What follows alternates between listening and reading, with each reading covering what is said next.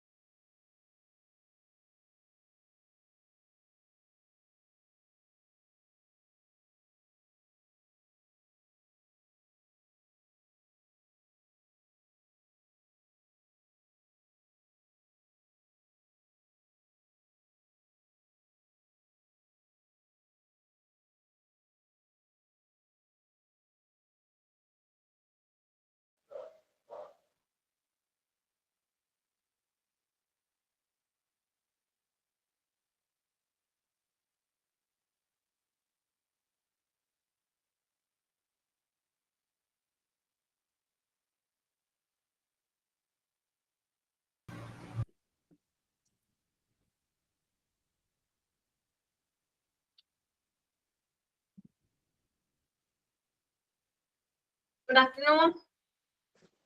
Good afternoon. Good afternoon, ma'am. Good afternoon. Good afternoon, ma'am. Good afternoon. Good afternoon, ma'am. Good afternoon. Good afternoon, ma'am. Good afternoon.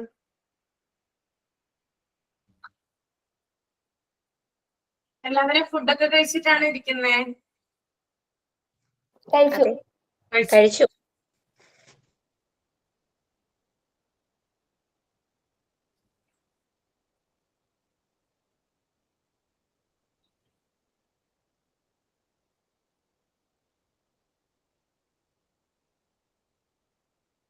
Okay, അപ്പൊ നമുക്ക് start ചെയ്യാം അല്ലേ? Okay, prayer ചെയ്തോളൂ കേട്ടോ. Prayer. Jayashree ഇല്ലേ ഇന്ന്? ഇന്ന് ജയശ്രീ ചേച്ചിയുടെ വെഡിങ് ആനിവേഴ്സറി അപ്പം ഉണ്ടാവില്ല എന്ന് പറഞ്ഞായിരുന്നു. അതെയോ? ആ.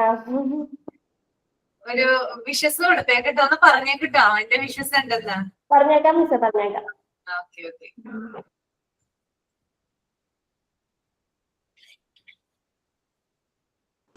പ്രയർ സ്റ്റാർട്ട് ചെയ്യട്ടെ? പ്രയർ ചെയ്തോളൂ കേട്ടോ.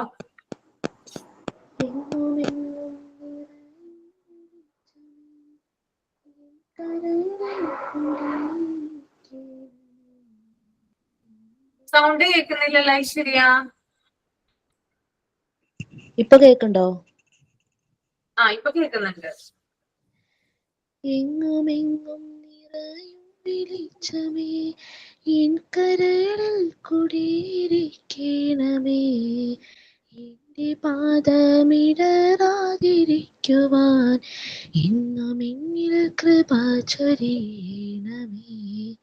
പൂവിലൂറുന്ന പുഞ്ചിരി നീയല്ലോ, പുസ്തകം തരം ജ്ഞാനവും നീയല്ലോ, പുല്ലുമാടവും പൂമണി വീടയും തുല്യമായി തരും ശക്തിയും നീയല്ലോ.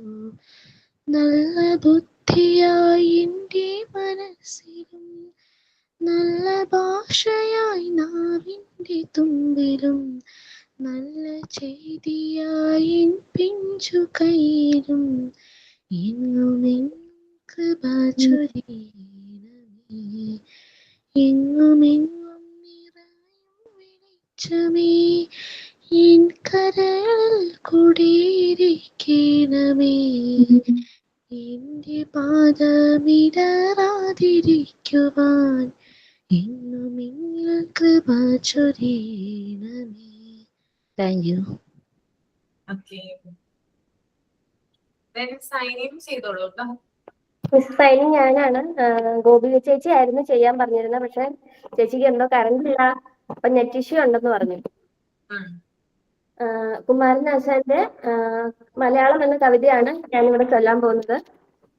എത്ര സുന്ദരം എന്റെ മലയാളം, മുത്തുപവിഴങ്ങളിൽ കൊരുത്തൊരു കുഞ്ഞു നൂൽ പോലെ.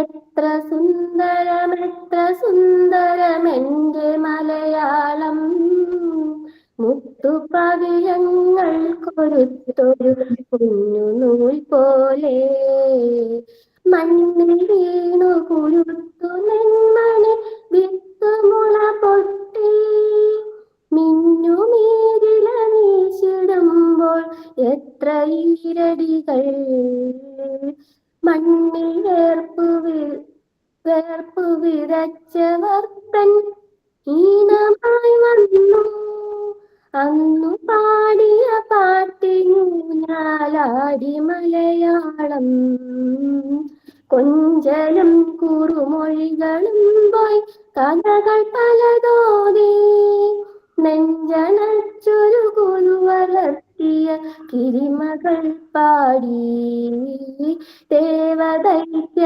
മനുഷ്യവർഗ മഹാചരിത്രങ്ങൾ തേൻകിനിയും വാക്കിലൂടി വളർന്നു മലയാളം എത്ര സുന്ദരം എൻ്റെ മലയാളം മുത്തുപവിഴങ്ങൾ കൊരുത്തൊരു സ്വർണ്ണമാലിക പോൽ. സൈനിങ് ബൈ അനുമൊള്ളി. നന്നായിരുന്നു കേട്ടോ. Okay, thank you miss. Thought ആരാണ്? മാം തോട്ട് ഞാനാണ് ഐശ്വര്യ. മാം കേൾക്കുന്നുണ്ടോ? കേൾക്കുന്നുണ്ട്. Okay. Good afternoon, everyone. Let us begin our day with a beautiful thought that inspires us to think positively and act with purpose. And today's thought is, when you want something, all the universe conspires in helping you to achieve it, by the famous Paulo Coelho from his book The Alchemist. This thought reminds us that when we truly desire something with all our heart and are willing to work for it, the world around us begins to support our efforts in unexpected ways. It teaches the power of faith, determination, and positive energy. When our goals are clear and our intentions are pure, opportunities naturally come our way.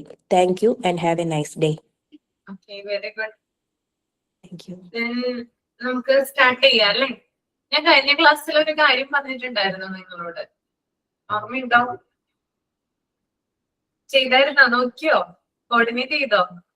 ഇല്ല മിസ്സേ, ചെയ്തിട്ടില്ല. തിരക്കാണ്. അടുത്ത ആഴ്ചത്തേക്ക് ഞങ്ങൾ നോക്കിക്കോളാം. Okay. ഒരുവിധ ആൾക്കാരൊന്നും ഇല്ല. ഇപ്പൊ ലൈവ് ക്ലാസ്സിലായാലും ആൾക്കാർ കുറവാണ്. കുറവുണ്ട്. അപ്പം ഡെയിലി ക്ലാസ്സിൽ കയറാനാണെങ്കിൽ ആൾക്കാര് നമ്മൾ ചോദിക്കുമ്പോ തന്നെ കുറവാണ്. അതുകൊണ്ട് പ്രശ്നം. അടുത്തേക്ക് ഞങ്ങൾ റെഡി ആക്കിക്കോളാം.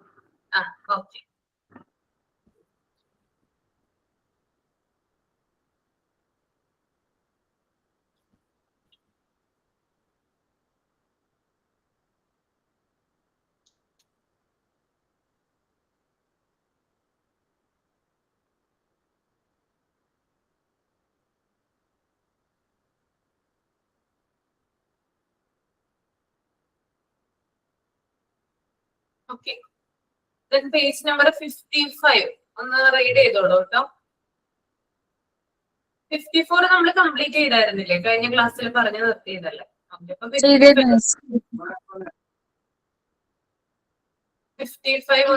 സീക്വൻസ് ഓഫ് ഡെവലപ്മെന്റ് ഉണ്ട്. അതാണ് 55.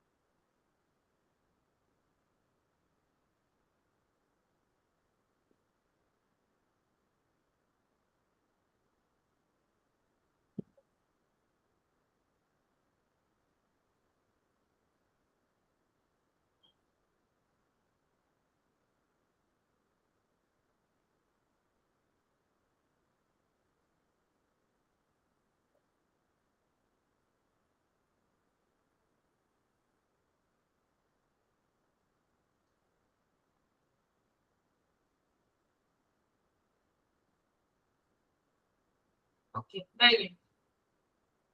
അനുമോളൊന്ന് റീഡ് ചെയ്യാമോ? എന്നിട്ടൊന്ന് എക്സ്പ്ലെയിൻ ചെയ്ത് നോക്കി. ട്രൈ ചെയ്യാം. കേട്ടോ, യാതൊരു കുഴപ്പമില്ല. എന്തെങ്കിലും മിസ്റ്റേക്ക് ഉണ്ടെങ്കിൽ യാതൊരു പ്രോബ്ലവും ഇല്ല. ഓക്കെ, എന്തെങ്കിലും ഉണ്ടെങ്കിൽ ഞാൻ തിരുത്തി തരാം. അറിയാവുന്നത് എക്സ്പ്ലെയിൻ ചെയ്യുക. ശരി.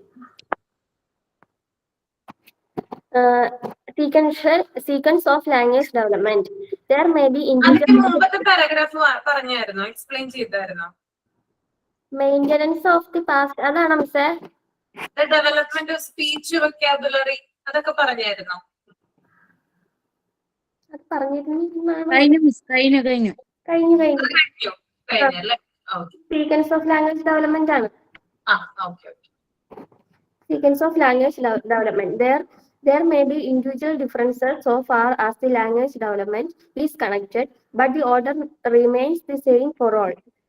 നമുക്ക് ലാംഗ്വേജ് ഡെവലപ്മെന്റിൽ ഓരോ വ്യക്തികൾക്കും ഓരോ വ്യത്യസ്തപരമായിട്ടുള്ള ഡെവലപ്മെന്റുകളാണ് ഉണ്ടാവുന്നത്. പക്ഷെ ഒരു എല്ലാവർക്കും തന്നെ ഏകദേശം ഓർഡർ എന്ന് പറയുന്നത് സെയിം ആയിരിക്കും. The general arrangements of language development is as follows. At birth, language is practically absent. Birth സമയത്ത് നമുക്ക് ലാംഗ്വേജ് ആബ്സെന്റ് ആയിരിക്കും. At about 4 weeks, small throat sounds are noticed. നമുക്ക് ഒരു 4 ആഴ്ച പ്രായമാകുമ്പോൾ തൊണ്ടയിൽ നിന്നും ചെറിയ സൗണ്ടുകളൊക്കെ പുറപ്പെടുവിക്കാൻ തുടങ്ങും. The starting point in language development is child smile and scream at the age of 16 weeks. നമ്മുടെ ലാംഗ്വേജ് ഡെവലപ്മെന്റിന്റെ തുടക്കം എന്ന് പറയുന്നത്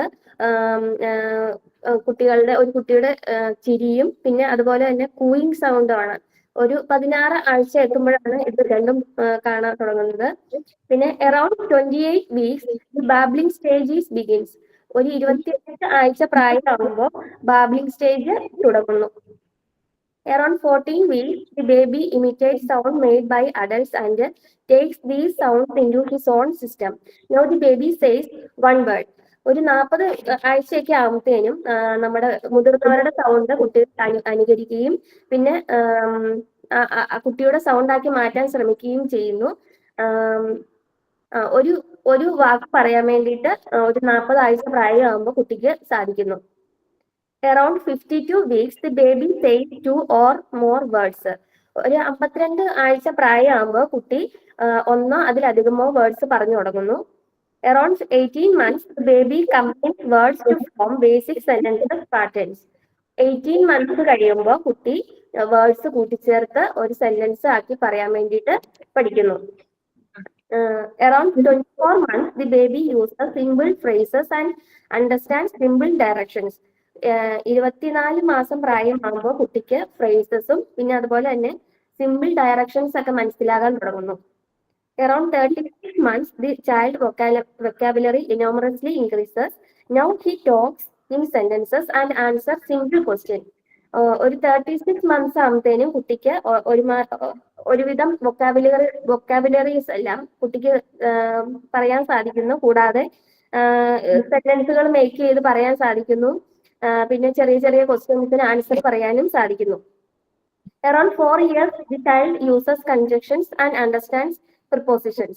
4 വയസ്സാകുമ്പോഴത്തേനും കുട്ടിക്ക് കൺജങ്ഷൻ എന്താണെന്ന് മനസ്സിലാകും. അതുപോലെ തന്നെ പ്രിപ്പോസിഷൻ എന്താണെന്ന് മനസ്സിലാകുന്നു. Around 5 years, the child speaks without infantile articulation. 5 വയസ്സാകുമ്പോഴത്തേനും കുട്ടി നന്നായിട്ട് സംസാരിക്കാൻ തുടങ്ങുന്നു.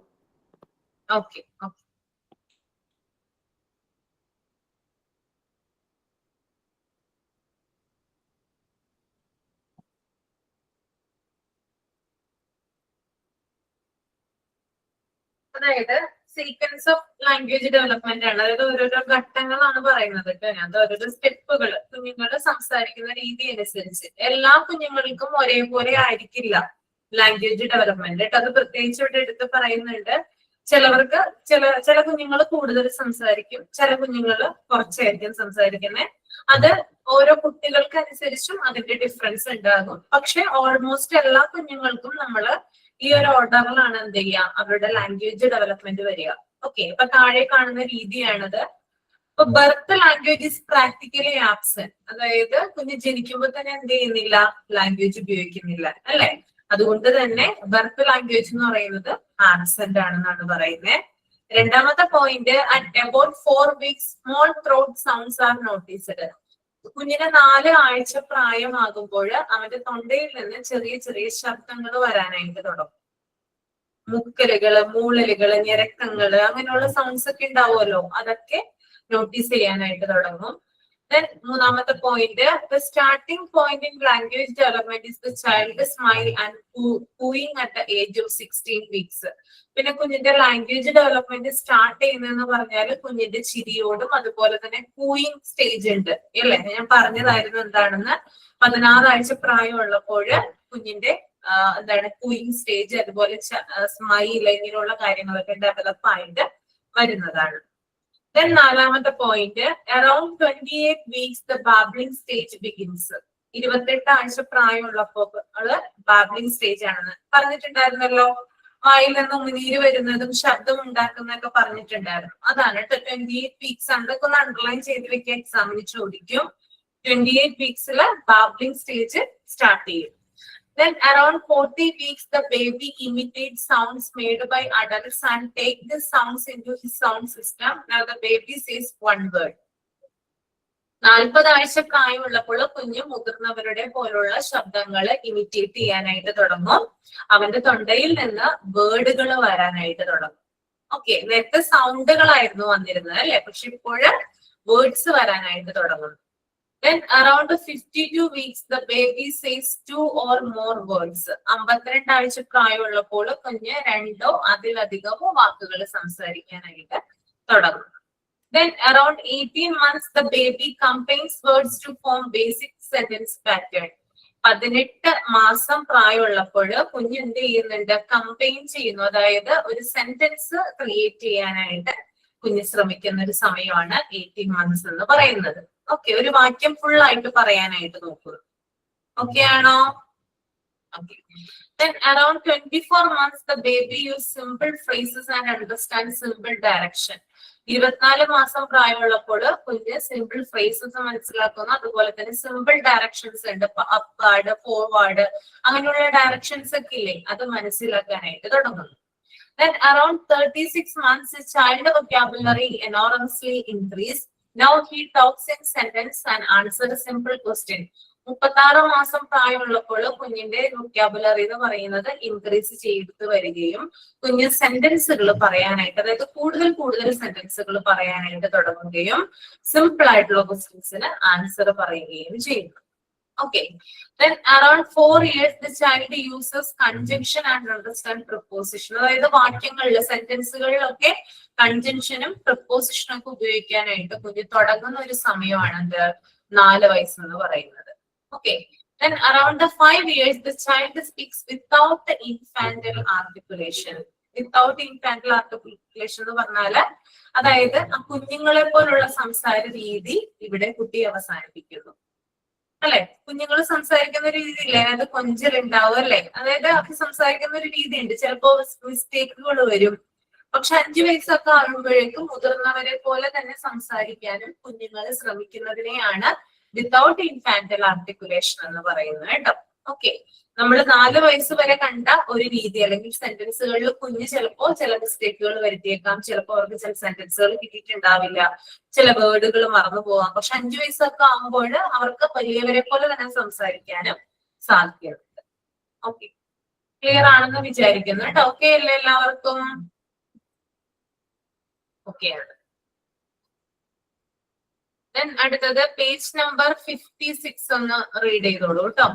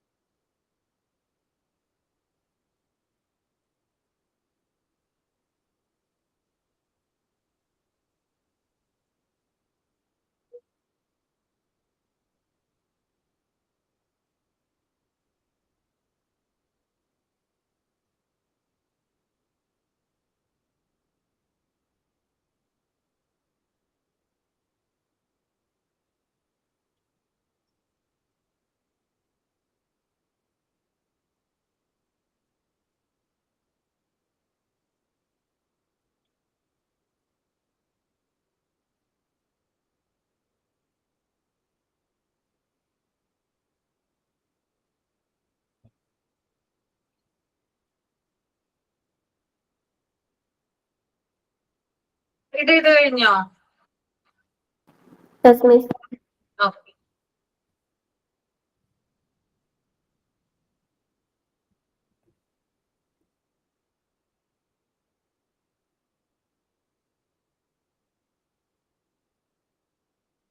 ഓക്കെ, അതായത് താഴെ ഒരു പാരഗ്രാഫ് കൊടുത്തിട്ടുണ്ട് ഫാക്ടേഴ്സ് ഇൻഫ്ലുവൻസിങ് ലാംഗ്വേജ് ഡെവലപ്മെന്റില്.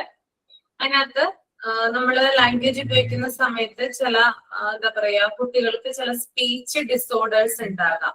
അതിനെ കുറിച്ചിട്ടാണ് അവിടെ പറയുന്നത്. ഒമിഷൻസ്, സ്റ്റട്ടറിങ്, സ്റ്റാമറിങ്, അങ്ങനെ 3 രീതിയിലാണ്. ഒമിഷൻസ് എന്ന് പറയുന്നത് നമ്മൾ എന്തെങ്കിലും വാക്ക് നമ്മൾ പറയുമ്പോൾ, അല്ലെങ്കിൽ കുഞ്ഞുങ്ങൾ എന്തെങ്കിലും വാക്കുകൾ പറയുമ്പോൾ ആ വാക്കിൽ നിന്നൊരു അക്ഷരം വിട്ടുപോകുന്നതിനെയാണ് ഒമിഷൻ എന്ന് പറയുന്നത്. ഫോർ എക്സാമ്പിൾ, സ്പൂൺ എന്നാണ് കറക്റ്റ് ആയിട്ടുള്ള പ്രൊനൗൺസിയേഷൻ, പക്ഷെ കുട്ടി പറയുന്നത് പൂൺ എന്നാണ്. അവിടെ എന്താ വിട്ടുപോയിരിക്കുന്നേ? എസ് അല്ലെ? ദാറ്റ് ഈസ് ഒമിഷൻ കേട്ടോ. ഓക്കെ, അപ്പോ സംസാരിക്കുന്ന സമയത്ത് കുഞ്ഞ് ഒരു വാക്കിൽ നിന്ന് ഒരക്ഷരം വിട്ടുപോകുന്നതിനെ ഒമിഷൻ എന്ന് പറയുന്ന സ്പീച്ച് ഡിസോർഡർ ആയിട്ട് കണക്കാക്കുള്ളൂ. ഓക്കെ,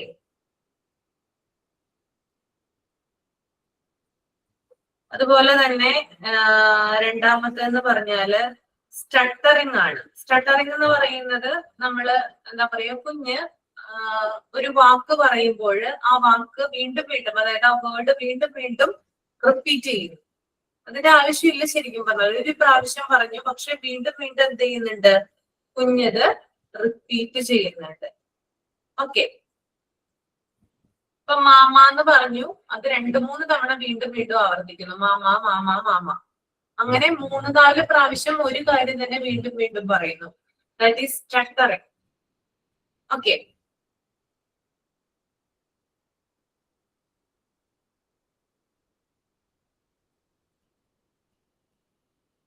ഇനി അടുത്തത് സ്റ്റാമറിങ് ആണ്. സ്റ്റാമറിങ് സ്റ്റട്ടറിങ് പോലെ തന്നെയാണ്. അതായത് നമ്മൾ സംസാരിക്കുമ്പോൾ ഏതെങ്കിലും ഭാഗങ്ങൾ, ഏതെങ്കിലും വാക്കുകൾ വിട്ടുപോകുകയോ സംസാരം തുടങ്ങാനായിട്ട് എന്തെങ്കിലും ബുദ്ധിമുട്ടുകൾ വരികയോ, അതായത് എന്തെങ്കിലും നമ്മൾ പറയുന്നതിന് മുമ്പായിട്ട് ചിലപ്പോൾ ഒരു വാക്ക് കിട്ടിയെന്ന് വരില്ല. ഓക്കെ, ഇപ്പൊ നമ്മൾക്കറിയാം ഈ പ്രസംഗം പറയുന്ന സമയത്തൊക്കെ നമ്മള് അതായത് നമ്മൾക്കിപ്പോ എന്താ പറയാ, കുറച്ച് പേടിയൊക്കെ ഉള്ള ആളുകളാണെങ്കിൽ ആ സ്പീച്ച് പറയുന്ന സമയത്ത് നമ്മൾ ബൈഹാർട്ടായിരിക്കും പഠിച്ചു വെച്ചിരിക്കുന്നത് അവിടെ പറയുന്ന കാര്യം അല്ലെ.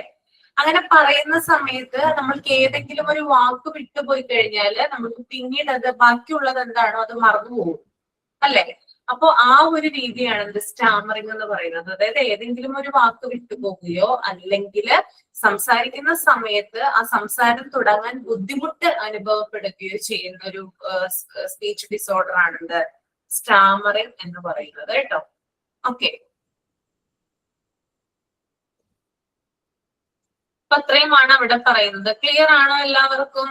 ഓക്കെ അല്ലേ? Yes ma'am. ഓക്കെ, ഒരാളൊന്ന് വായിക്കാമോ? Factors influencing. ഇത് ഞാൻ വായിക്കേണ്ട ആവശ്യമില്ല, നിങ്ങൾക്ക് തന്നെ പറയാവുന്നതാണ്. അതായത് ഒരു കുഞ്ഞ് അവരുടെ, അതായത് ആ കുഞ്ഞിന്റെ പേരൊക്കെ കൊടുത്തിട്ടുണ്ട് അതിനകത്ത്. ആ കുഞ്ഞിന്റെ ലാംഗ്വേജ് ഡെവലപ്മെന്റ് ആണ് എക്സാമ്പിൾ സഹിതം കാണിച്ചു തന്നിരിക്കുന്നത് കേട്ടോ. അവിടെ ആരെങ്കിലും ഒന്ന് വായിക്കാമോ? മാം ഞാൻ വായിച്ചോട്ടെ? ആരാണ്? ഹസ്നയാണോ? Yes ma'am. ആ, okay. Factors influencing language development. The important factors that influence language development are the child's maturity pattern, the child's maturity level, or more particularly his physical and motor development influence his grammatical behavior at different ages. Around 6 months, her parents heard her pronouncing like Baba, Mama, Papa. The development of such letter similar sounds is called babbling. Anu's mother is very happy when Anu articulates her first meaningful word, ma. Around age of 9 months, she had articulated this word on seeing her mother. When a child utters the word milk, it carries a whole sentence in it, depending on the context. It may mean the child wants milk or the child is full, does not want any more. Also, one word may be used to name several objects. For example, all 4-legged animals may be called by the one word dog. It is gradually she learns the difference and learns to use specific names like cow, goat, and horse. At about 18 months, Anu had a vocabulary of about 50 words. As her second birthday solicited, Anu could link two words and make sentences like my doll, Papa pen, Mama office, Papa office, etc. By the second birthday, the child can create about hundreds words. Okay Thank you, explain ma'am. ചെയ്യാമോ ഹൻഫസ്യാൻ? Yes, ma'am. Explain ചെയ്യാമോ? അത് ഇതിൽ പറഞ്ഞിട്ടുള്ളതൊക്കെ തന്നെയാണ്. അതെ, explanation ഇല്ല. അത് മാം 6 months ആവുമ്പോ നമ്മൾ ഫസ്റ്റ് വേർഡ് ബേബി പ്രൊണൗൺസ് ചെയ്യും. ബാബ, മാമ, പാപ്പ. അത് മാം പറഞ്ഞിട്ടുണ്ട്. അത് നമ്മളെ കൂടുതൽ പാരന്റ് ചെയ്യണ ആളെയാണ് അതിന്റെ മീനിങ് മനസ്സിലാക്കാതെ ബാബ, മാമ എന്ന് വിളിക്കണെന്ന്. ഇതാണ് ഇത് ബാബ്ലിംഗ് സ്റ്റേജിലാണ് ഉണ്ടാവുന്നത്. അനുവിന്റെ അമ്മയ്ക്ക് ഭയങ്കര സന്തോഷമാണ് മീനിങ് ഫുൾ വേർഡ് മാ അവരെ നോക്കിയിട്ട് പറയുന്നത് കൊണ്ട് ഭയങ്കര ഹാപ്പിയാണ്. അറൌണ്ട് 9 months 9 മാസം ആകുമ്പോഴത്തേനും she will say the word milk. അതിന് ഒരുപാട് അർത്ഥങ്ങളുണ്ട്. അത് ഹോൾ സെന്റൻസ് ആയിട്ട് കാണാം. അത് ഷീ വാണ്ട്സ് മിൽക്ക് എന്നൊരു ചില കോണ്ടാക്ട്സിൽ ഉണ്ടാവും. അല്ലെങ്കിൽ she's full, she doesn't want anymore, അങ്ങനെ ഒരു അർത്ഥമുണ്ട്. പിന്നെ ചില സമയത്ത് ഒരു വേർഡ് ഒരുപാട് സാധനങ്ങൾക്ക് വേണ്ടി ഉപയോഗിക്കും. 4 കാലുള്ള എല്ലാത്തിനെയും ഡോഗ് എന്ന് വിളിക്കും. പിന്നീട് കുറച്ച് കഴിഞ്ഞിട്ടാണ് അതിന്റെ ഡിഫറൻസസ് അവര് മനസ്സിലാക്കുന്നത്. ഓരോ ആനിമൽസിനെ അതിന്റെ പേരുകൾ വിളിക്കും. കൗ, ഗോട്ട്, ഹോഴ്സ്. പിന്നെ 18 മാസം ആകുമ്പോഴത്തേനും അനുവിന്റെ വൊക്കാബുലറി ഇൻക്രീസ് ചെയ്യും. 50 വേർഡ്സ് പറയാനാവും. പിന്നെ അവർ പറയുന്നത് സെക്കൻഡ് ബർത്ത്ഡേ ആവുമ്പോഴത്തേനും അനു മൈ ഡോൾ, പാപ്പ പെൻ, മാമ ഓഫീസ്, പപ്പ ഓഫീസ്, അങ്ങനെ 2 വാക്കുകളായിട്ട് പറയാൻ ശ്രമിച്ചുകൊണ്ടിരുന്നു. പിന്നെ സെക്കൻഡ് ബർത്ത്ഡേ ആവുമ്പോഴത്തേനും 100 വേർഡ്സിന്റെ വൊക്കാബുലറി അനുവിനുണ്ടാവും.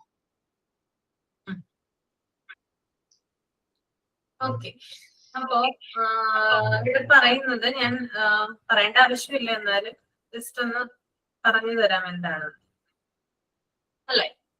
അറിയാമോ നിങ്ങൾക്ക്? ഞാനത് എക്സ്പ്ലെയിൻ ചെയ്യേണ്ട കാര്യമുണ്ടോ? നിങ്ങൾ പറയൂ. ഒരു കുഞ്ഞിന്റെ എക്സാമ്പിൾ വെച്ചിട്ടല്ല അവിടെ കൊടുത്തിരിക്കുന്നേ. വേണ്ട അല്ലേ? ഓക്കെ ആണ്? പറയണ്ടല്ലോ? ഇല്ല മാം, ഇത്രയും നാള് മാം പഠിപ്പിച്ചതൊക്കെ തന്നെയാണ് അവര് സമറൈസ് ചെയ്തേക്ക്. ഓക്കെ, അപ്പൊ നിങ്ങൾക്ക് അത് ക്ലിയർ ആയെന്ന് വിചാരിക്കുന്നു. ഓക്കെ, അപ്പൊ നമുക്ക് ഇനി ഈ ചാപ്റ്റർ ഇത്രയേ ഉള്ളൂ കേട്ടോ. എങ്ങനെയുണ്ടായിരുന്നു ഈ ചാപ്റ്റർ? നന്നായിരുന്നോ? ഇൻട്രസ്റ്റിംഗ് ആയിരുന്നു മിസ്സേ. ഇൻട്രസ്റ്റിംഗ് ആയിരുന്നു. അപ്പൊ നമ്മൾ ഇനി വേറെ അടുത്ത ഒരു ഇൻട്രസ്റ്റിംഗ് ചാപ്റ്ററിലോട്ട് കിടക്കാം. ഡിഫൻസ് മെക്കാനിസം എടുത്തിട്ടില്ലല്ലോ? ഇല്ല. അപ്പൊ നമ്മളിനി അടുത്തത് എടുക്കാനായിട്ട് പോകുന്നത് ഡിഫൻസ് മെക്കാനിസം ആണ്. യൂണിറ്റ് 9. ആദ്രാമിസ് എന്നോട് പറഞ്ഞതാണ് ആദ്രാമിസ് എടുത്തോളാം എന്ന്. പക്ഷെ എന്റെ ചാപ്റ്റർ തീർന്നു പോയി, അതുകൊണ്ടാണ് ഇപ്പൊ എടുക്കുന്നത് കേട്ടോ. ഓക്കെ, യൂണിറ്റ് 9 ആണ് കേട്ടോ, ഡിഫൻസ് മെക്കാനിസം.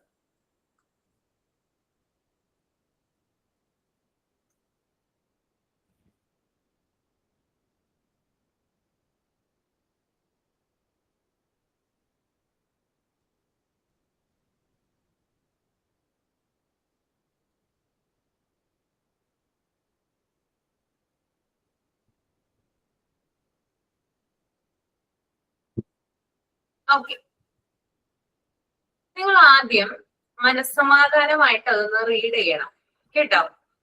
വെപ്രാളം പിടിച്ചൊന്നും റീഡ് ചെയ്യണ്ട. നന്നായിട്ട് മനസ്സിരുത്തി നന്നായിട്ട് വായിക്കുക. ഇൻട്രൊഡക്ഷൻ മാത്രം ആദ്യം ഒന്ന് വായിക്കുക. വായിച്ചു കഴിഞ്ഞതിന് ശേഷം തമ്പ് ചെയ്യുക. ഓക്കെ,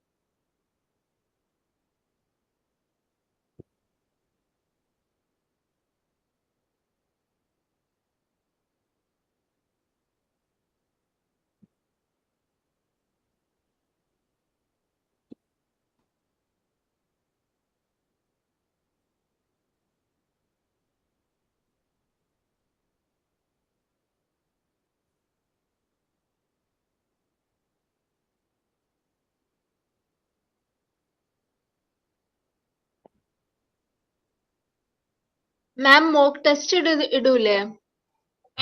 മോക്ക് ടെസ്റ്റ് ഇട്ടോ?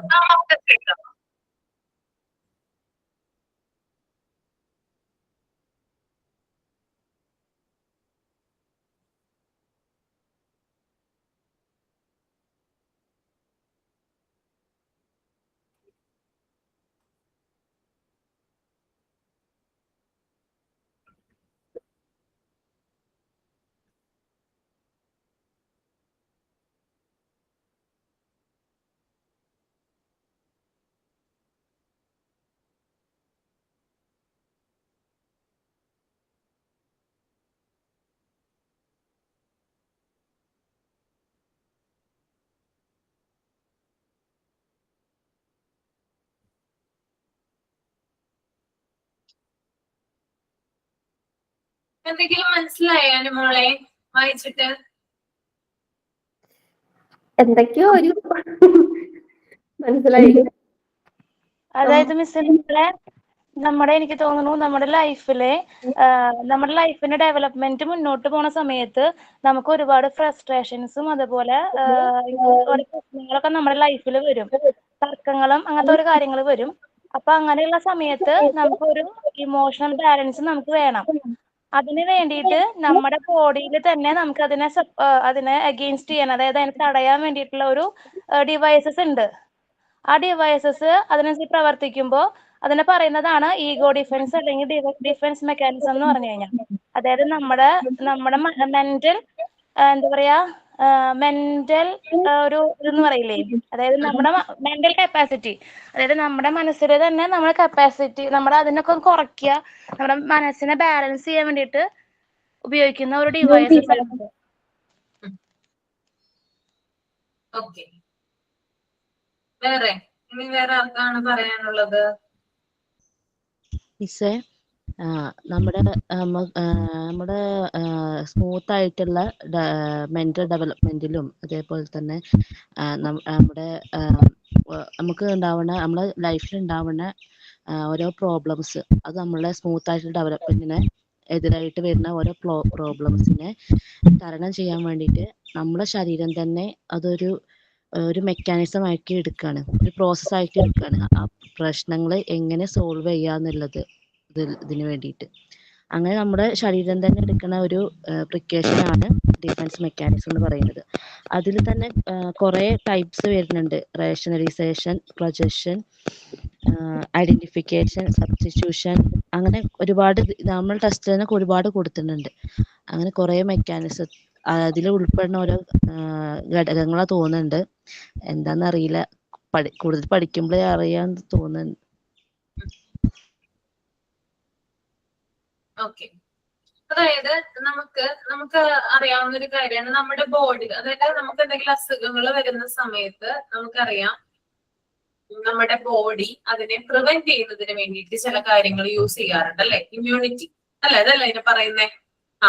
ഇമ്മ്യൂണിറ്റി ഉണ്ടെങ്കിൽ നമുക്ക് അസുഖങ്ങളെ പ്രിവെന്റ് ചെയ്ത് ഞാൻ പറഞ്ഞിട്ടുണ്ടായിരുന്നു ഹെൽത്ത് കെയർ എന്ന ചാപ്റ്ററിൽ, അല്ലെ? ഹെൽത്ത് ചെക്കപ്പുമായി ബന്ധപ്പെട്ടുള്ള കാര്യങ്ങൾ പറഞ്ഞിട്ടുണ്ടായിരുന്നു. നമ്മൾക്ക് ഏതെങ്കിലും ഒരു അസുഖം നമ്മൾക്ക് വരുന്നതിന് മുമ്പായിട്ട് അതിനെ പ്രിവെന്റ് ചെയ്യാനോ ഇനി നമ്മുടെ ബോഡിയിൽ അത് കയറി കഴിഞ്ഞാൽ അതിനെ എന്താ പറയാ തകർക്കുന്നതിനോ അല്ലെങ്കിൽ അതിനെ ഇല്ലാതാക്കുന്നതിനോ വേണ്ടിയിട്ട് നമ്മുടെ ബോഡിക്ക് ഒരു ഇമ്മ്യൂണിറ്റി പവർ ഉണ്ടെന്നുള്ളത്, അല്ലെ? അപ്പോ നമ്മുടെ ബോഡിയിൽ അത് എല്ലാവരുടെ ശരീരത്തിലും സ്വാഭാവികമായിട്ട് ഉള്ളൊരു കാര്യം തന്നെയാണത്. ഓക്കെ, അത് നമ്മുടെ ബോഡീനെ പ്രൊട്ടക്ട് ചെയ്യാൻ വേണ്ടിയിട്ടാണ് അത് സഹായിക്കുന്നത്. എന്നാൽ ഇതിനകത്ത് പറയുന്നത് നമ്മുടെ മെന്റൽ കപ്പാസിറ്റിയാണ്. ഇവിടെ പറയുന്നുണ്ട് ചില സിറ്റുവേഷൻസ് അല്ലെങ്കിൽ ചില സംഭവങ്ങള് നമ്മുടെ ലൈഫ് ചിലപ്പോൾ നല്ല രീതിയിൽ സ്മൂത്ത് ആയിട്ട് പോയിക്കൊണ്ടിരിക്കുന്ന ഒരു സമയത്ത് എന്തെങ്കിലും ഒരു നമ്മൾക്ക് താങ്ങാൻ പറ്റാത്ത തരത്തിലുള്ള എന്തെങ്കിലും വിഷമങ്ങളോ അല്ലെങ്കിൽ എന്തെങ്കിലും ഒരു എന്താ പറയാ പ്രശ്നങ്ങളോ ഒക്കെ നമ്മുടെ ജീവിതത്തിൽ വരുമ്പോൾ നമ്മളുടെ മനസ്സ് അത് മോശകരമായിട്ട് അല്ലെങ്കിൽ വളരെ മോശം രീതിയിൽ ബാധിക്കും, അല്ലെ? നമ്മുടെ മനസ്സിൽ തന്നെ ധാരാളം എന്താ പറയാ പെയിൻഫുൾ ആയിട്ടുള്ള കാര്യങ്ങൾ ഉണ്ടാകും. പിന്നെ നമ്മൾ ഭയങ്കര ഫ്രസ്ട്രേറ്റഡ് ആയിരിക്കുള്ളൂ. ഓക്കെ, അപ്പൊ എല്ലാവരുടെയും ലൈഫിൽ ഇങ്ങനെയുള്ള കാര്യങ്ങൾ സംഭവിക്കാറുണ്ട്. അതായത് നമ്മുടെ ലൈഫ് നല്ല രീതിയിൽ മുന്നോട്ട് പോകുന്ന സമയത്ത് അപ്രതീക്ഷിതമായിട്ട് നമ്മുടെ ലൈഫിൽ എന്തെങ്കിലും കടന്നു വരികയാണെങ്കിൽ അത് നമ്മുടെ മനസ്സിനെ താങ്ങാനായിട്ട് പറ്റില്ല. ഓക്കെ. അപ്പൊ ഇത്തരത്തിലുള്ള സമയത്ത് ഈ ഒരു എന്താ പറയാ ഇങ്ങനെയുള്ള സംഭവങ്ങൾ ഉണ്ടാകുന്ന സമയത്ത് അല്ലെങ്കിൽ പ്രശ്നങ്ങൾ ഉണ്ടാകുന്ന സമയത്ത് ഇൻഡിവിജ്വൽസിന്റെ അതായത് അവരുടെ ഓരോ മനുഷ്യരുടെയും സൈക്കോളജിക്കൽ ബാലൻസിനെ അത് ബാധിക്കും. മാനസികമായിട്ടുള്ള പിരിമുറുക്കങ്ങൾ ഉണ്ടാകും, കുറേയധികം പ്രശ്നങ്ങൾ ഉണ്ടാക്കാനുള്ള ചാൻസ് കൂടുതലാണ്. അതുകൊണ്ട് തന്നെ ഈ ഒരു കാര്യത്തെ പ്രിവെന്റ് ചെയ്യുന്നതിന് വേണ്ടിയിട്ട്, അതായത് നമ്മൾക്ക് എന്തെങ്കിലും വിഷമങ്ങളോ കാര്യങ്ങളോ ഒക്കെ ഉണ്ടെങ്കിൽ അതിനെ ഓവർകം ചെയ്യുന്നതിന് വേണ്ടിയിട്ട് നമ്മുടെ മനസ്സ് തന്നെ രൂപപ്പെടുത്തുന്ന ചില തന്ത്രങ്ങളുണ്ട്. ഇതിനെയാണ് ഡിഫൻസ് മെക്കാനിസം എന്ന് പറയുന്നത്. മനസ്സിലായോ? കൂടുതൽ എക്സാമ്പിൾ ഞാൻ പറഞ്ഞുതരാം. അതുകൊണ്ടാണ്, അതായത് ആ ഇൻട്രൊഡക്ഷനിലെ ബേസിക് കാര്യങ്ങളാണ് ഞാനിപ്പോ പറയുന്നത്. നിങ്ങൾക്ക് മനസ്സിലാക്കുന്നതിന് വേണ്ടി കുറച്ചും കൂടി എളുപ്പമായിട്ട് പറഞ്ഞുതരാം. ഓക്കെ, അപ്പൊ ആദ്യം ഇത് കേൾക്കുക. അപ്പൊ ചില സാഹചര്യങ്ങളിൽ ഒരാളുടെ ജീവിതത്തിൽ പ്രതീക്ഷിക്കാത്ത രീതിയിൽ ചില നിരാശകൾ ഉണ്ടാകാം, ചില പ്രശ്നങ്ങൾ ഉണ്ടാകാം. ഇത് അവരുടെ മനസ്സിനെ മോശകരമായിട്ട് ബാധിക്കാറുണ്ട്. അപ്പൊ ഇതിനെ പ്രിവെന്റ് ചെയ്യുന്നതിന് വേണ്ടിയിട്ട് മനസ്സ് തന്നെ ചില തന്ത്രങ്ങൾ രൂപപ്പെടുത്തുന്നു. ഇതിനെയാണ് ഡിഫൻസ് മെക്കാനിസം എന്ന് പറയുന്നത്. അപ്പൊ ഡിഫൻസ് മെക്കാനിസം കൊണ്ട് നമുക്ക് പലതരത്തിലുള്ള ഗുണങ്ങളുണ്ട്. ഒന്നെന്ന് പറഞ്ഞാല് നമ്മളെ നിരാശയിൽ നിന്ന് അകറ്റുന്നു. ഡിപ്രഷനിലേക്ക് പോകാതെ നമ്മളെ കരകയറ്റുന്നത് ഡിഫൻസ് മെക്കാനിസമാണ്. അതുപോലെ തന്നെ പലതരത്തിലുള്ള സംഘർഷങ്ങളിൽ നിന്ന് നമ്മുടെ മനസ്സിനെ മോചിപ്പിക്കുന്നു. അതും ഡിഫൻസ് മെക്കാനിസം ഉണ്ടെങ്കിൽ മാത്രമാണ് നടക്കുക. അതുപോലെ തന്നെ മനസ്സിന് ഒരു സമാധാനം നൽകുന്നത് അതും ഡിഫൻസ് മെക്കാനിസമാണ്. പിന്നെ അതുപോലെ തന്നെ അപ്രതീക്ഷിതമായിട്ടുള്ള ചില സംഭവങ്ങളോട് നമ്മളെ പൊരുത്തപ്പെടാൻ അനുവദിക്കുന്നതും ഡിഫൻസ് മെക്കാനിസമാണ്. ഫോർ എക്സാമ്പിൾ, ആരെങ്കിലും മരിച്ചുപോയി എന്ന് വിചാരിക്കുക. നമ്മുടെ വേണ്ടപ്പെട്ടവരാണ് മരിച്ചുപോയതെന്ന് കരുതുക. ഓക്കെ, നമ്മൾക്ക് അതുമായിട്ട് അഡാപ്റ്റഡ് ആവണ്ടേ എന്ന് കണ്ടുകൊണ്ടിരിക്കുന്ന ഒരാളാണ് മരിച്ചത് എന്ന് വിചാരിക്കുക. അപ്പൊ ആ ഒരു കാര്യം സംഭവിച്ചു കഴിയുമ്പോൾ നമ്മുടെ മനസ്സിന് എന്ത് ചെയ്യണം? അതുമായിട്ട് പൊരുത്തപ്പെടണം, അല്ലെ? അപ്പൊ അതിനു വേണ്ടിയിട്ടും എന്ത് ഹെൽപ്പ് ചെയ്യുന്നുണ്ട്? ഡിഫൻസ് മെക്കാനിസം ഹെൽപ്പ് ചെയ്യുന്നുണ്ട്. ഓക്കെ, അപ്പൊ ഇത്തരത്തില് ഡിഫൻസ് മെക്കാനിസത്തെ പലതരത്തിലുള്ള പേരുകൾ വിളിക്കാം. ഈഗോ ഡിഫൻസ് മെക്കാനിസം എന്ന് വിളിക്കാം, മെന്റൽ മെക്കാനിസം എന്ന് വിളിക്കാം, ഡൈനാമിസം എന്ന് വിളിക്കാം. ഓക്കെ, അപ്പൊ നമ്മൾക്ക് എന്തെങ്കിലും പ്രശ്നങ്ങൾ ഉണ്ടാകുന്ന സമയത്ത് നമ്മുടെ മനസ്സിനെ അതുമായിട്ട് പൊരുത്തപ്പെടുത്തുന്നതിനും നമ്മുടെ മനസ്സിനെ പ്രൊട്ടക്ട് ചെയ്യുന്നതിനും വേണ്ടിയിട്ടാണ് എന്ത് യൂസ് ചെയ്യുന്നത്?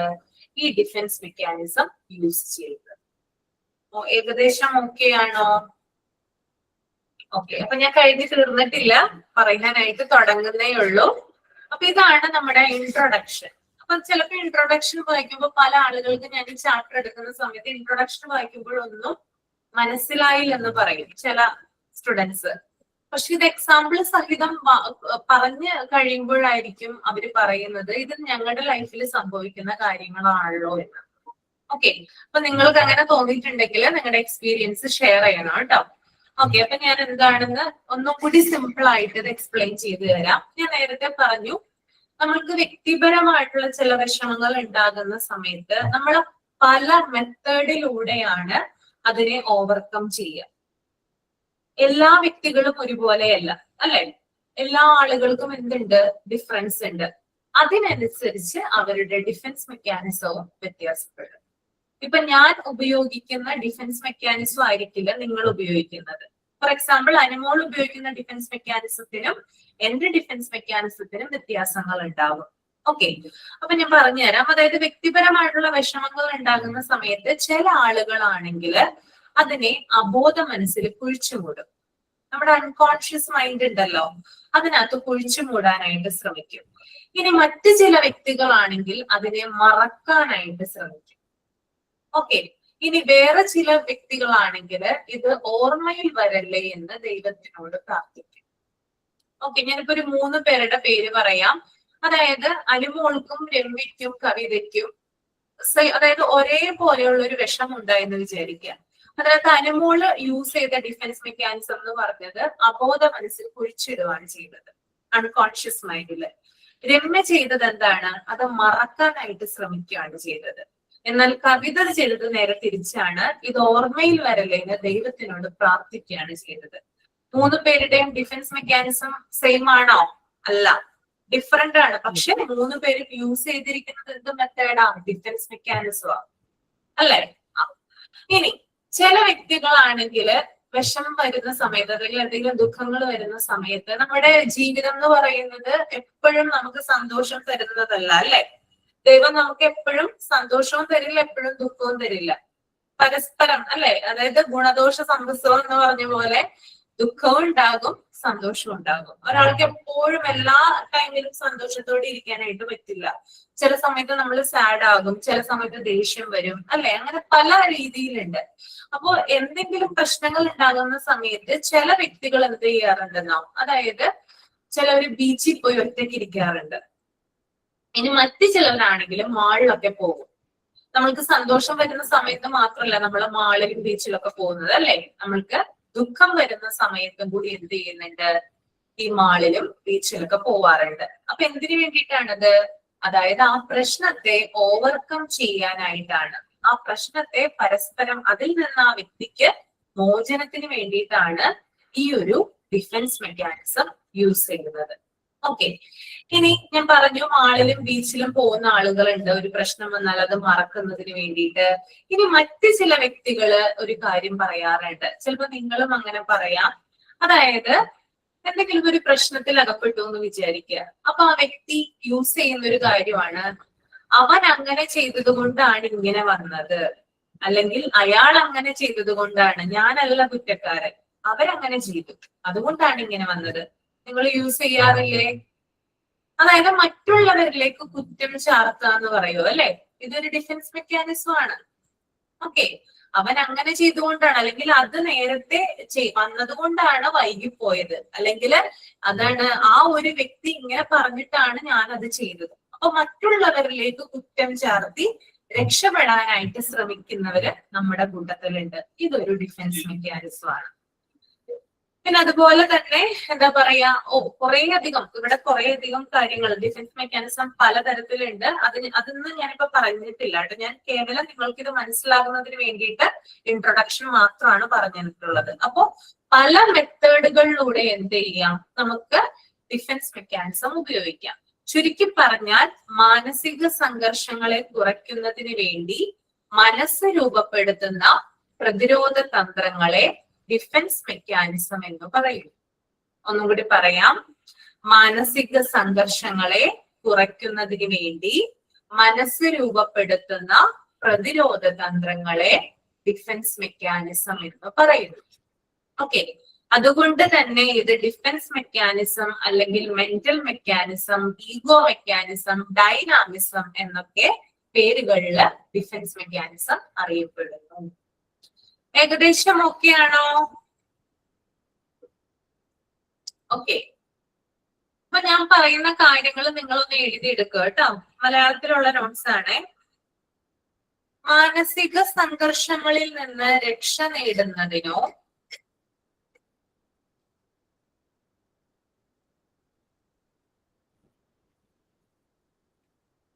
മാനസിക സംഘർഷങ്ങളിൽ നിന്ന് രക്ഷ നേടുന്നതിനോ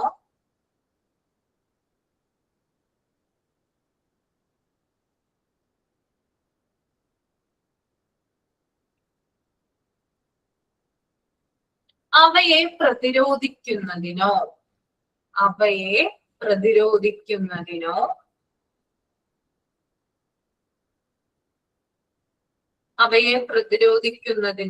വേണ്ടി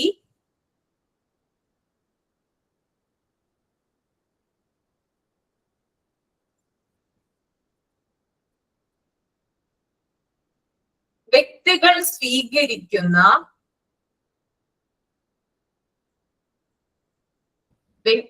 സ്വീകരിക്കുന്ന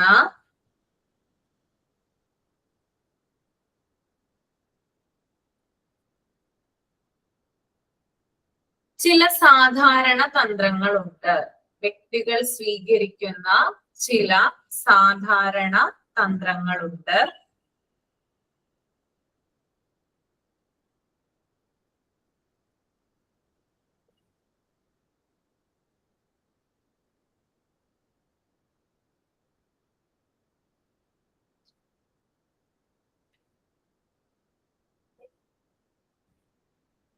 ഇവയെ പ്രതിരോധ തന്ത്രങ്ങൾ പറയാം, ഒന്നുകൂടി പറയാം കേട്ടോ. മാനസിക സംഘർഷങ്ങളിൽ നിന്ന് രക്ഷ നേടുന്നതിനോ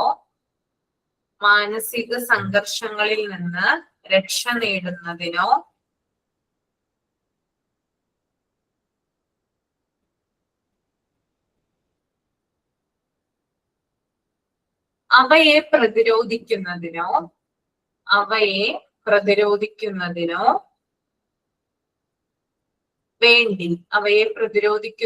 വേണ്ടി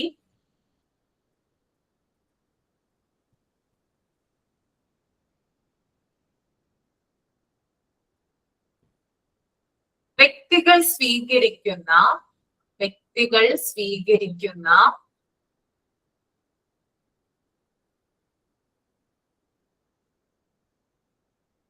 ചില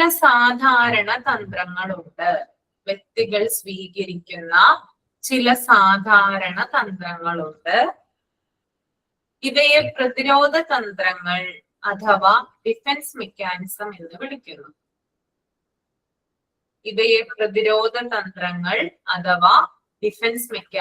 എന്ന് വിളിക്കുന്നു.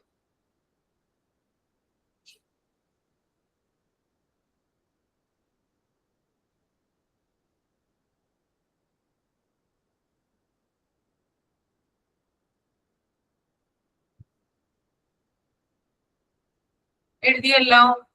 ഓക്കെ. അപ്പൊ ഞാനൊരു ചോദ്യം ചോദിക്കട്ടെ നിങ്ങളോട്. ഈ ഡിഫൻസ് മെക്കാനിസം ഇല്ലെങ്കിൽ എന്താ സംഭവിക്കുക നമ്മുടെ ലൈഫില്?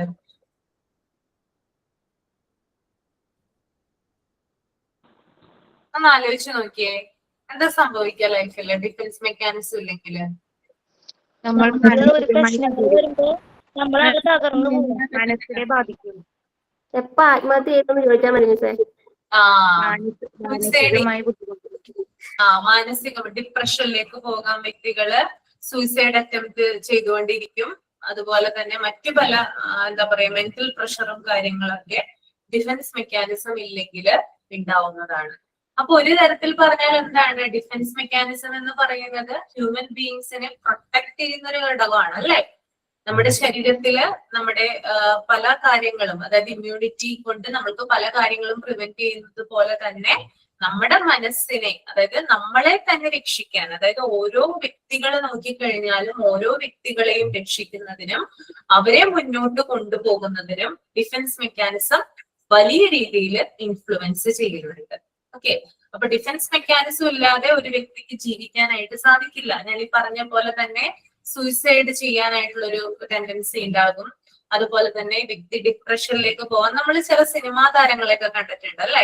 ചില സെലിബ്രിറ്റീസ് സൂയിസൈഡ് ചെയ്യാറുണ്ട്. അപ്പൊ നമ്മൾ വിചാരിക്കും എന്തിന്റെ കുറവാണ് അവർക്ക്? ക്യാഷ് ഉണ്ട്, പ്രശസ്തി ഉണ്ട് അല്ലെ, എല്ലാ കാര്യങ്ങളും ഉണ്ട്. പക്ഷെ അവര് സൂയിസൈഡ് ചെയ്യുന്നു. എന്തുകൊണ്ടാ? അവരുടെ മനസ്സിന് കട്ടിയില്ലാത്തത് കൊണ്ടല്ലേ? കാരണം ഇത്തരത്തിലുള്ള ഡിഫൻസ് മെക്കാനിസം അവരുടെ ഇതിൽ വർക്ക് ചെയ്യുന്നില്ല. അതുകൊണ്ടാണ് അവര് സൂയിസൈഡ് അറ്റംപ്റ്റ് നടത്തുന്നത്. എങ്ങനെയുണ്ട്? ഓക്കെ. ചെറിയ പ്രശ്നങ്ങൾ വന്നാലും ഇപ്പൊ ചെറിയ കുട്ടികൾ പോലും സൂയിസൈഡ് ചെയ്യണുണ്ട് ഇപ്പൊ അല്ലെ? ചെറിയ പ്രശ്നങ്ങൾ, അതായത് നമ്മുടെ മനസ്സിന് താങ്ങാൻ പറ്റുന്നില്ലത്. നമ്മുടെ മനസ്സ് തന്നെയാണ് അത് രൂപപ്പെടുത്തുന്നത് കേട്ടോ. അതാണ് ഞാൻ നേരത്തെ പറഞ്ഞത്, ഓരോ വ്യക്തികളിലും ഡിഫൻസ് മെക്കാനിസം വ്യത്യസ്തമാണ്. ഓക്കെ. അവര് പറയുന്ന രീതി അനുസരിച്ച് വ്യത്യസ്തമാണ്. കുഴപ്പമില്ലല്ലോ ചാപ്റ്റർ? ഓക്കെ അല്ലേ? ഇൻട്രസ്റ്റിംഗ് ആണോ? ഓക്കെ ആണ്? അതെ. ഓക്കെ.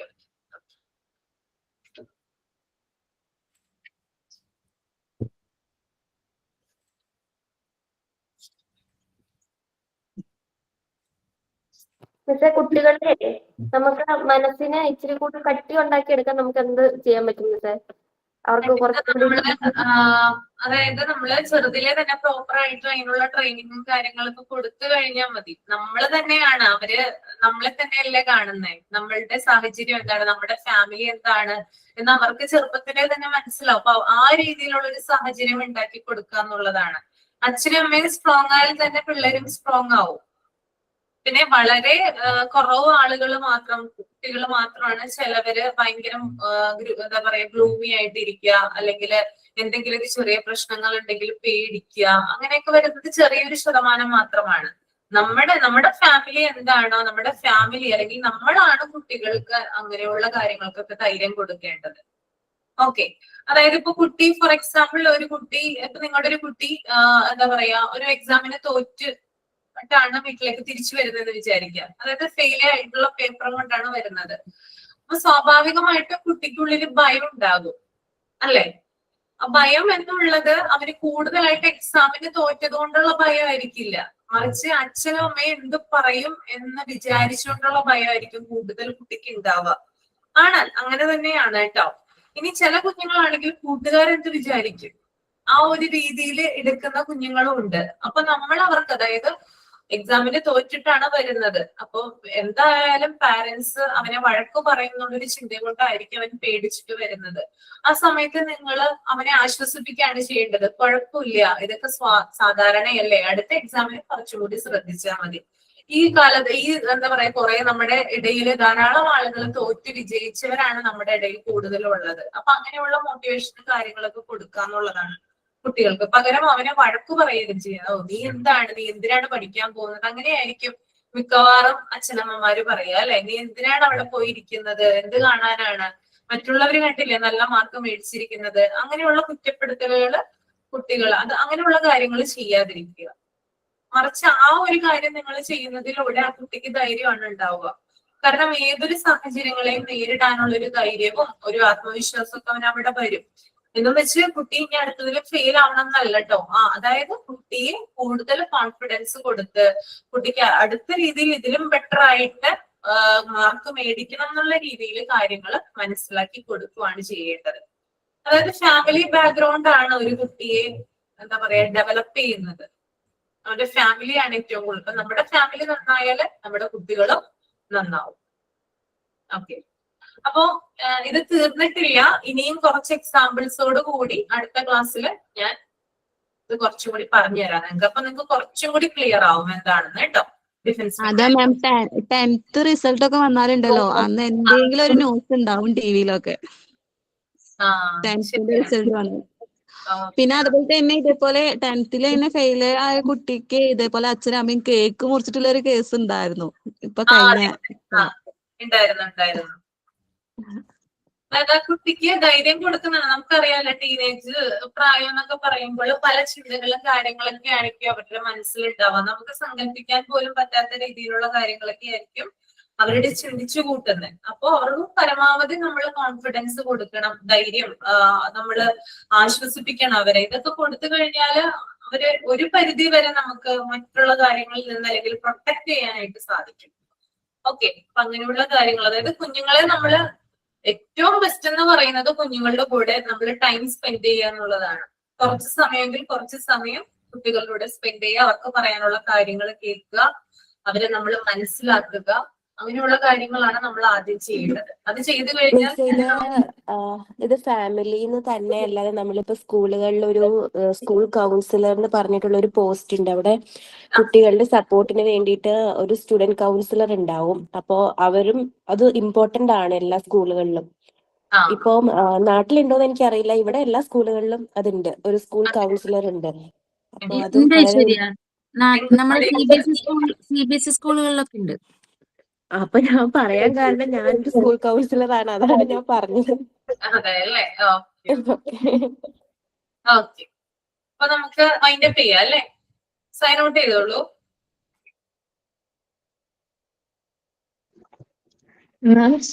ഞാനാണോ? ഇന്നത്തെ ലാംഗ്വേജ് ഡെവലപ്മെന്റിന്റെ ചാപ്റ്റർ എൻഡ് ചെയ്തു. ഈച്ച് മന്തില് ഒരു 6 മാസത്തിൽ കൂയിങ്, 18 months 1 word 2 word, പിന്നെ ചില വാക്കുകൾ അവര് എല്ലാതിനും കൂടി വിളിക്കും. ഡോഗ് എന്ന വാർഡ് എല്ലാ 4 കാലുള്ളതിനെയും വിളിക്കും. അങ്ങനെയൊക്കെ ഉണ്ട്. പിന്നെ 4 months ആകുമ്പോഴത്തേനും അവർ വേർഡ്സും സെന്റൻസസ് ഒക്കെ യൂസ് ചെയ്യാൻ തുടങ്ങും. അങ്ങനെ ആ ചാപ്റ്റർ കഴിഞ്ഞു. ഇനി പിന്നെ മാം പുതിയ ചാപ്റ്റർ തുടങ്ങി, ഡിഫൻസ് മെക്കാനിസം. നമ്മളെ മാനസിക പ്രശ്നങ്ങൾക്ക് നമ്മളെ മനസ്സ് തന്നെ കണ്ടെത്തുന്ന ഒരു ആയുധമാണ് ഡിഫൻസ് മെക്കാനിസം. അതിന്റെ ഇൻട്രൊഡക്ഷൻ മാത്രമാണ് ഇന്ന് എടുത്തത്. Thank you ma'am. Thank you everyone. Okay, thank you so much. അപ്പൊ നെക്സ്റ്റ് ക്ലാസ്സിലും കാണാം കേട്ടോ. Thank you ma'am. Thank you, ma'am.